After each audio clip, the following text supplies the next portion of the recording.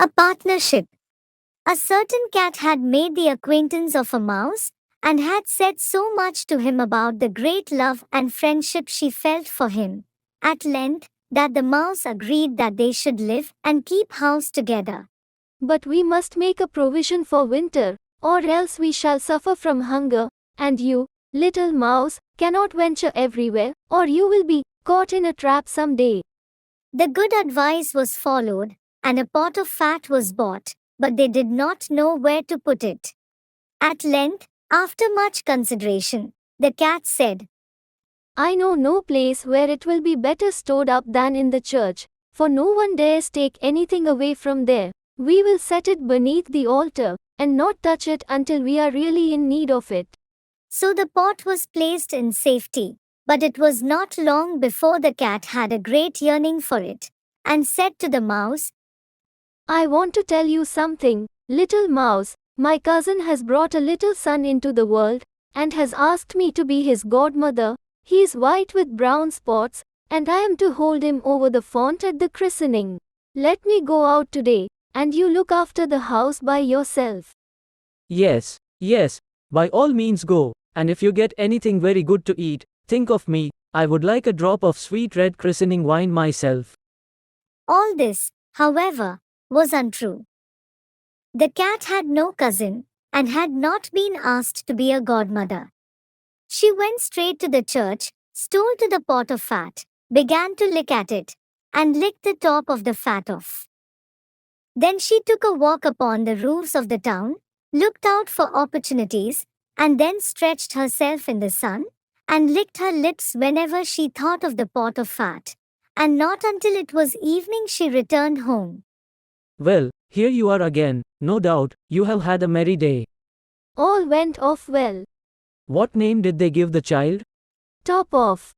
Top off, that is a very odd and uncommon name. Is it a usual one in your family? What does that matter? It is no worse than crumb stealer, as your godchildren are called. Very soon, the cat was seized by another fit of yearning. She said to the mouse, You must do me a favor, and once more manage the house for a day alone. I am again asked to be godmother, and as the child has a white ring round its neck, I cannot refuse. The good mouse consented, but the cat crept behind the town walls to the church, and devoured half the pot of fat. Nothing ever seems so good as what one keeps to oneself. She and was quite satisfied with her day's work. When she went home, the mouse inquired, What was this child christened? Half done. Half done. What are you saying? I have never heard that name in my life. I'll wager anything, it is not in the calendar. A few days later, the cat's mouth began to water for some more licking. All good things go in threes. I am asked to stand godmother again. The child is quite black, only it has white paws, but with that exception, it has not a single white hair on its whole body. This only happens once every few years. You will let me go, won't you? Top off. Half done. They are such odd names, they make me very thoughtful. Here you sit at home, in your dark grey fur coat and long tail, and filled with fantasies. That's because you do not go out in the daytime. During the cat's absence, the mouse cleaned the house and put it in order, but the greedy cat entirely emptied the pot of fat. When everything was eaten up, the cat returned back home. The mouse at once asked, What name had been given to the third child? It will not please you more than the others. He is called All Gone. All Gone, that is the most suspicious name of all.